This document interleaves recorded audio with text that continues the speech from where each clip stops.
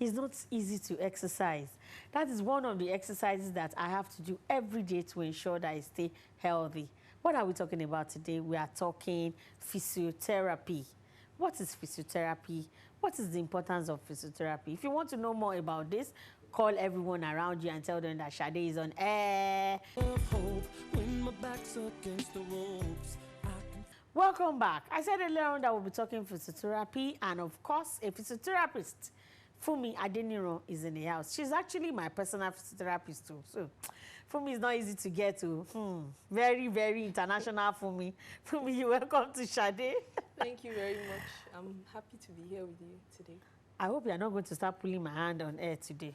I wish you would allow me. Please, when we get home, we'll do that when we get home. We need to show them how, when we get home, we'll do that. I don't want to cry on air. Okay, physiotherapy. What is physiotherapy? Okay, physiotherapy is a healthcare profession that deals with the treatment of certain disease conditions that usually result in complications using physical means.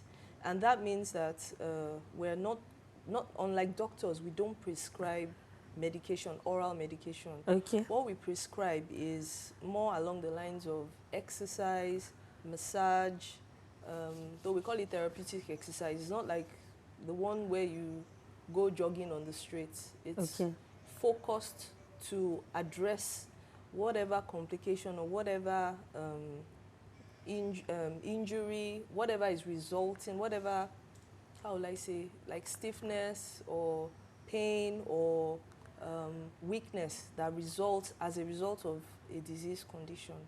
Okay, now, is there a difference between physiotherapy and aerobics? Yes, there's a very big difference. Though I can say for some patients, aerobics can be a part of a recommended exercise. But physiotherapy is broader than that. We do much more than that. Some people think all we do is massage or just tell patients to lift their hand and lift their leg. But it entails much more than that. Sometimes we also use electrotherapeutic modalities. Now, what's that? Yes. Let me come in there. Okay. That is, we have some machines that we use to provide healing and to provide relief of pain to patients. I'll mention some of them. We have infrared radiation, which is a form of heat therapy. We have ultrasound, which helps promote or stimulate healing in tissues. For example, if a patient has burns, has had burns and you want the skin to heal, you can use ultrasound therapy, or we also use it for deeper healing of pain.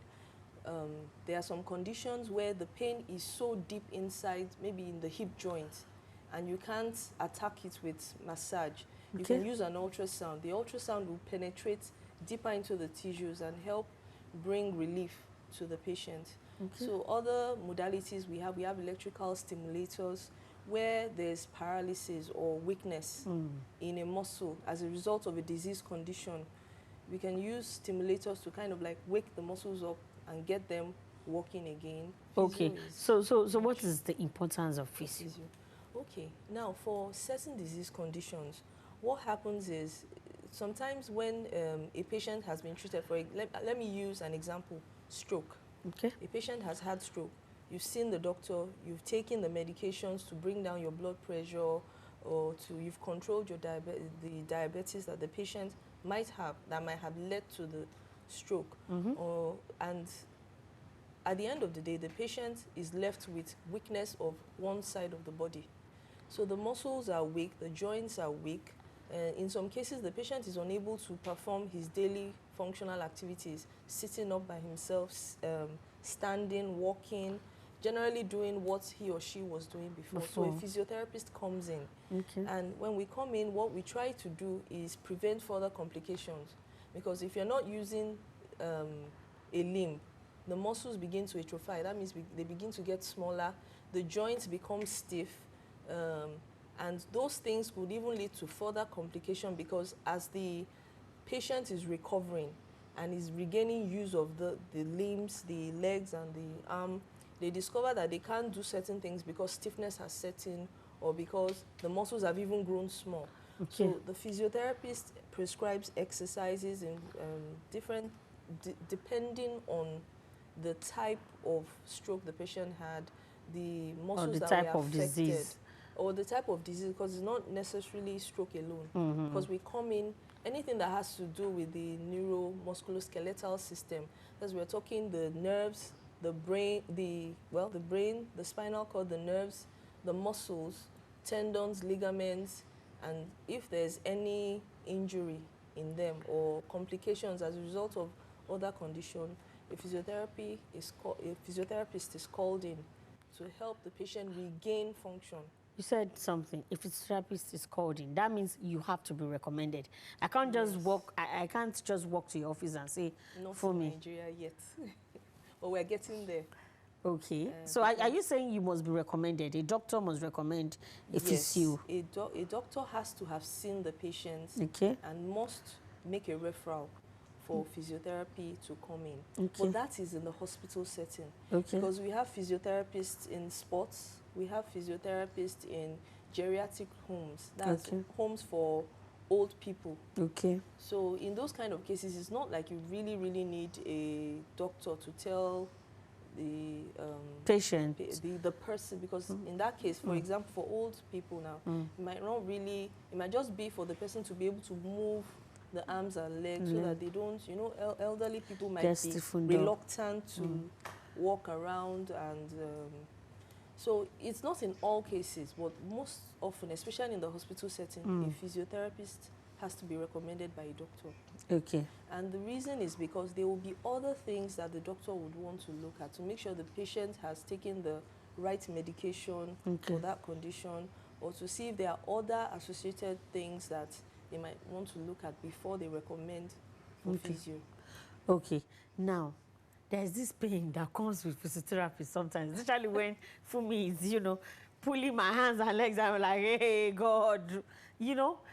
How do you cope that? How do you, I know sometimes it's not, how do one go about, because the fear of the physiotherapy sometimes is the beginning of wisdom, because the fear of the pain really makes you want to run away from a physiotherapist. Yes, I can identify with what you're saying, because for a lot of, we've had cases where I walk into a ward with some of my colleagues and the patient is running into the so these terrorists have come again.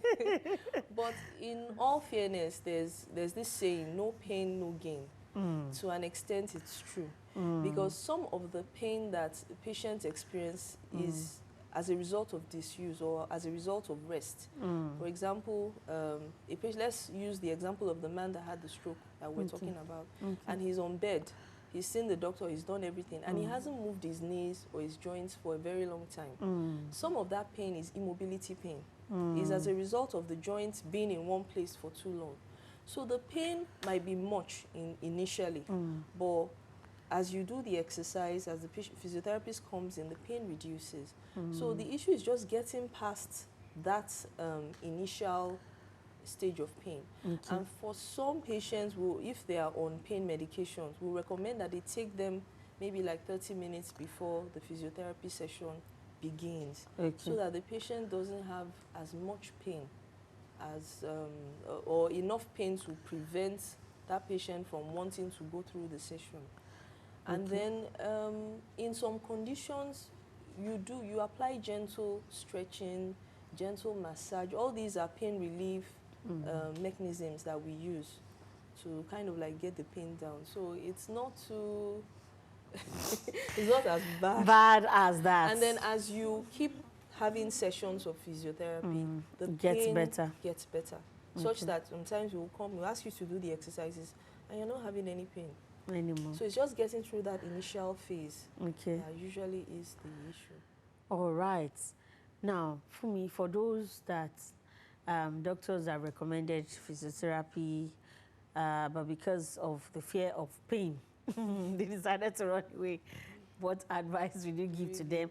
And for those that have not been doing the exercises regularly, what advice will you give to them? The advice is that sometimes when there's an injury or a condition, you need to realize that there are complications that occur when you don't move a joint. For example, for us now, our mantra in physio in the last couple of years has been movement for health. Okay. So even healthy people are advised to move regularly. If you're sitting in the car for too long, or you're sitting at your desk for too long, you know, you need to get up every now and then, take a walk, take some water, stretch. So that is something that even healthy people have to do. Not to talk of someone that is going through a condition or is recovering from an injury or is requiring physiotherapy as a result of one disability or the other. Physiotherapy has to be, or the exercise or whatever your physiotherapist has prescribed has to be done. Consistency is a very key thing because I always tell my patients that it's a 50-50 thing. There's something I'm going to do for you, but there's something I need you to do for me. Okay. So that we can work together and get you team. to your, yes, as a team, to the optimal level, or back to as close to your being able to function by yourself. So it's, I don't know, it's challenging because we live in a state where there's traffic everywhere, there's so many other distractions, and for example, some of the patients I see, they are children, they are babies, and it's the parents that have to carry out the therapy for the child, the home programs that we recommend, and it's challenging. Thank you very much, Fumi Adenira, for coming on to this episode of Shade.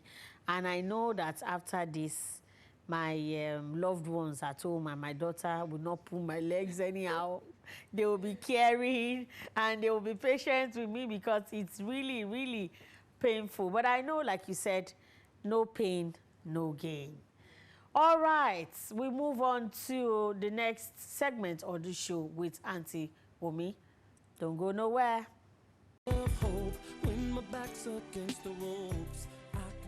You are welcome to sign language segment on Shade. To start with, we are signing letter A. A as in apple, as in axe. This is how to sign your letter A. A. A. You fold your 5 fingers. You fold it and your thumb will be sideways. This is your letter A. A. A. The next letter is letter B. You raise your 4 fingers, you raise it up. This is letter B. And you bend your thumb on your palm like this. This is how to sign letter B. B as in ball, as in bag. This is how to sign letter B. B, B, B. The next letter is letter C. Now, you bend your 5 fingers. Look at it. This is letter C. This is how to sign letter C. C as in cat, as in cake. This letter C.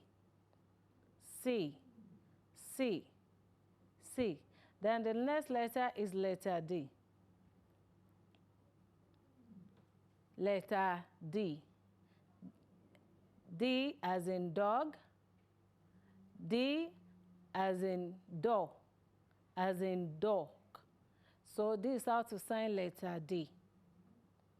Look at my finger. Look at the way I bend it. Okay. So this is how to sign your letter D. D, D. Then the last letter is letter E. E as in egg, as in eagle. E, E. Allow your 4 fingers to rest on your thumb like this. This is letter E. E, E. Now let's start again. Let's sign it all over. A, B, C, D, E. Again. A, B, C, D, E. Thank you, everybody, for joining me signing letter A to here. Till I come your way next week on this program, Shade. Bye. Yeah, welcome back. I know every day on the sign language segment, we are getting better and better. And of course, I am getting better and better. For more inquiries, comments, and whatever you have to say to us on Shade, just log on to the phone numbers, the website, and the email scrolling on your screen, and I will get back to you. On the same time next week when I come your way again, I'm your friend on TV, Shade Salimonu, and it's bye-bye from me. Bye.